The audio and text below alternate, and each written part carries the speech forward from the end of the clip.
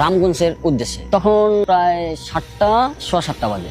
উঠানোর পরে আপনার দাউদকান্দি যে ব্রিজটা আছে, ব্রিজটার ওখানে প্রচন্ড জ্যামে পড়ে, কারণে 3 ঘন্টা 3.5 ঘন্টা ওখানে আমার সময় নষ্ট হয়ে যায়। নষ্ট হওয়ার পরে আমি দাউদকান্দি পার হয়ে আপনার কচুয়া ডাইরি যে একটা রোড ঢুকছে, রোডটা ছিল ইটের সোলিং এর রোড। কিছু কিছু জায়গায় ভাঙা আছে, কিছু কিছু জায়গায় কাজ হয়েছে। তো যাওয়ার পরে লাশের সাথে লোক ছিল আপনার 5 জন। 3 জন ছিল ইয়াং বয়সী আর 2 জন ছিল মুরব্বী। তো ওই 3 জন ওই জ্যামের ভিতরেই ওনারা ঘুমায় গেছে। ঘুমায় যাওয়ার পরে যে মুরব্বী 2 জন ছিল, তো ওনাদের আমি বলছি দেখেন ওনারা তো ইয়াং বয়সী, তো ওনারা তো ঘুমায় গেছে, জ্যামের কারণে দুর্বল হয়ে গেছে, এই কারণে ওনারা ঘুমায় গেছে। তো আপনারা তো মুরব্বী আছেন, একটু বয়স ভার আছে, আপনারা একটু দোয়া কালাম ছোড়া বললেন, যেহেতু আমরা মুসলিম ভাই। তো ওনাদের বলার পরে ওই মুরব্বী 2 জন আপনার 1.5 ঘন্টার ভিতরে ওনাদের চোখ লেগে গেছে, ওনারা ঘুমায় গেছে। ঘুমায় যাওয়ার পরে কচুয়ার ভিতরে ঢুকলাম। 5-7 কিলো যাওয়ার পরেই গাড়িটা কেমন যেন আস্তে আস্তে ভার হয়ে আসতেছে, মানে ভার হয়ে আসতেছে। আসার পরে যত সামনে আগাচ্ছি ততই আস্তে আস্তে একদম স্তব্ধ নীরব হয়ে যাচ্ছে। তখন 1:30-2:30 বাজে। সামনে আমরা 2 জন ছিলাম, আমি আর আমার হেল্পার। আমরা এই 7 জন গাড়ির ভিতরে, আমরা 2 জন ড্রাইভার হেল্পার আর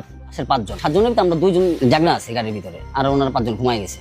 যাওয়ার পরে তখন আর কি আমার চোখে হালকা হালকা একটু ঘুম ভাব। তা আমি তো ভাই ড্রাইভার, আমার তো আর ঘুমাইলে চলবে না, নিজের ভিতরে হিম্মত রেখে গাড়ি চালাই। যাইতেছি কিছু দূর কচুয়ার 7 কিলো পার হওয়ার পরেই মানে আপনার বাম পাশে হচ্ছে খাল, মরা খাল, পানি নেই। পানি যদি থাকে আপনার এতটুকু পর্যন্ত পানি, এতটুকু পর্যন্ত কাদা, হ্যাঁ হাঁটু পর্যন্ত কাদা। ডান পাশে হচ্ছে আপনার কৃষকের আবাদের ক্ষেত, বিভিন্ন রকম কৃষক আবাদ করছে। এই 5-7 কিলো যাওয়ার পরে ভাই দেখে রাস্তায় সারিবদ্ধ ভাবে ঠিক এক দূরত্ব 6টা-7টা মাছ। ফার্স্টে মানে মনে করলাম নিজের ঘুমের চোখের কারণে সম্ভবত এটা ব্যাং হইতে পারে। তো ভালো করে তাকায় দেখি যে মাছটা হচ্ছে ভাই কালীবাউস মাছ আছে না, যে যেমন আর কি চিনে ভাই, আমরা ঢাকায় বাসা আমরা চিনি ভাই কালীবাউস মাছ, ওই নলার মতনই কালো করে কালীবাউস মাছ। তো আমার হেল্পার বলতেছে ভাই মাছ তো আমিও দেখলাম, এই হুট করে এই নির্জন রাস্তায় রাতে 2টা বাজতেছে, কোত্থেকে আসলো।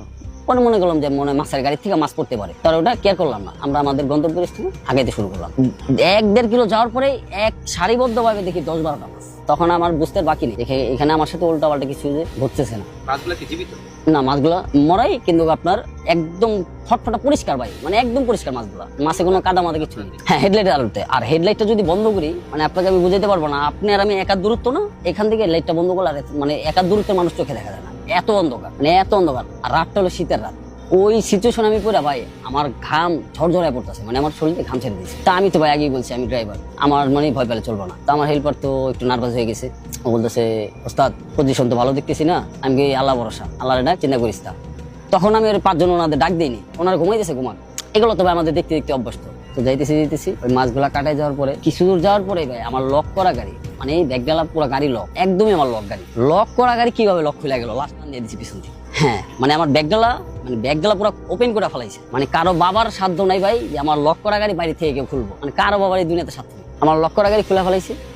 তখন তো ভাই অবস্থা পুরা খারাপ। ওই লাস্ট যারা আসলে 5 জন, ওনারা তো হাও মা করে চিৎকার দিয়ে উঠছে, চেঁচামেচি করে। তখন আবার আমি একটু মানে আমি নিজেই ওনাদের একটু রেগে গেলাম যে আপনার পাস পরে নাই, আধা হাত কি একটা মানে একটু বের হয়ে গেছিল, পাটা একটু ঝুলে গেছিল, স্ট্রেচার থেকে একটু ঝুলে গেছিল, মানে ব্যাগডালা যে টান দিছে ভাই। আমি তো সামনে, আমি ড্রাইভার, আমি সামনে, আমার কানের এখান থেকে মনে হয় যে একটা বাতাস বেরিয়ে গেল, মানে সাঁ করে একটা বাতাস বেরিয়ে গেল। হুট করে কি হলো, পিছিয়ে তাকায় দেখি আমার ব্যাগডালা খুলে গেছে। অটো লক করা গাড়ি, হ্যাঁ খুলে গেছে। পরে ওনাদের সাথে আমি চেঁচামেচি করে উঠলাম, যে বারবার বললাম যে আপনারা দোয়া কালাম পারেন, ছোড়া পড়েন, দোয়া করেন, তার কাছে একটু দোয়া পড়েন। আপনারা ঘুমায় গেছেন, আপনারা যে 2 জন মুরব্বী ছিলেন আপনারাও ঘুমায় গেছেন, আপনাদের একটা দায়িত্ব আছে না। আমার হেল্পারে তখন বললাম যে তুই নাম, যা ব্যাগডালাটা লাগা।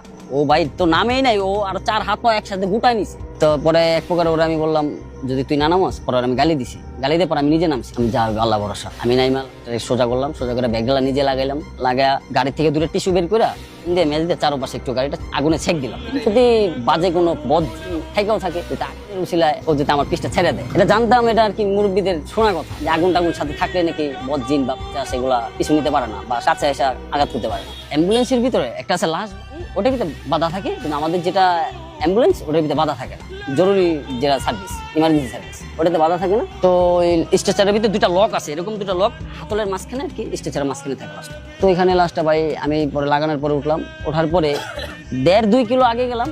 আগে যাওয়ার পরে হাতের জঙ্গল থেকে বামে যায় একটা খালের ঢাল আছে না, জঙ্গল থেকে কালো একটা কুচকুচে বিড়াল উঠছে ভাই, একদম কালো। আমার লুকিং গ্লাসে দেখি ও আমার সাথে চাক্কার সাথে সাথে আমার গাড়িও রানিয়ে চলতেছে, ও দৌড়াইতেছে। পরে আমার হেল্পারে বললাম যে একটা ধাওয়া দে। তো আমার হেল্পার বডিতে থাপ্পড় দিয়া গালি দিয়া বিড়ালটা ধাওয়া দিল, তাও বিড়ালটা যাইতেছে না যাওয়াতে কি করলাম, আমি বামে চাপ দিলাম, রানিং গাড়ি বামে চাপ দিয়া ফুস করে দাও দিলাম, ওর মতন চলে গেল। তা